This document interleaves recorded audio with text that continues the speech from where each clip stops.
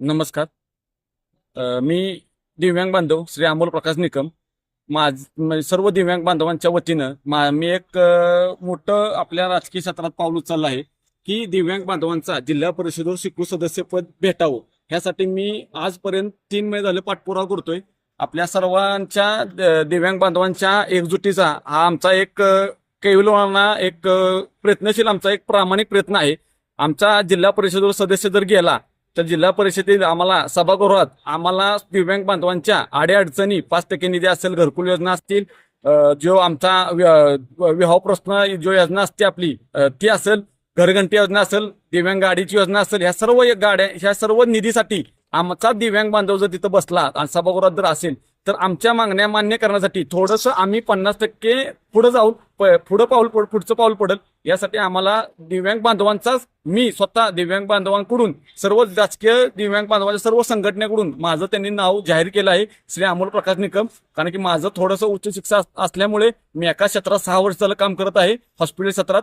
त्यामुळे दिव्यांग बांधवांचा जर असा एक दिव्यांग बांधव जर जिल्हा परिषद सदस्य म्हणून गेला तर दिव्यांग बांधवांमध्ये आज महाराष्ट्रातील सातारा राजधानीमध्ये आपल्या या राजधानीतून पहिला दिव्यांग बांधव जाणारा जो असेल तो आपला दिव्यांग बांधव हा आपल्या राजधानीतून साताऱ्यातून जाईल. यासाठी सर्व साताराकरांनी आणि सर्व दिव्यांग बांधवांसाठी हा एक आमचा सर्वांनी आम्हाला पाठिंबा द्यावा आणि आमच्या सर्व पत्रकार बंधूंनी आम्हाला मोलाचं सहकार्य केलं आहे. त्यामुळं त्याबद्दल मी एक सर्वांबद्दल धन्यवाद मानतो आणि ही आमची लढाईला यश यावं हीच आमची शिवसेने प्रार्थना.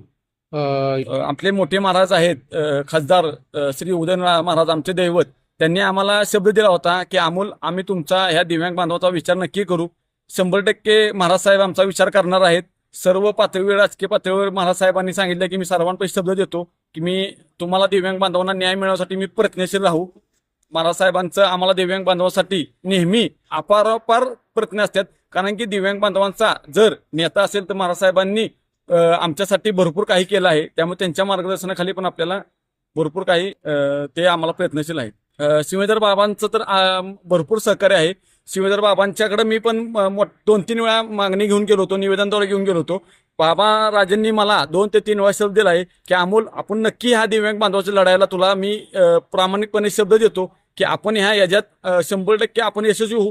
फक्त मला थोडासा विचार करून दे. आणि जर बाबा राजांच्या थ्रू जर आपण हा जर लढा दोन्ही महाराजांनी जर हा लढा हातात घेतला तर खरंच आपल्याला सातारा जिल्ह्यातून पहिला दिव्यांग बांधव हा आपला महाराष्ट्रातील एक वेगळा एक निर्णय होईल आणि स्वीकृत सदस्यपदासाठी दिव्यांग बांधव माझ्याद्वारे जाईल. धन्यवाद.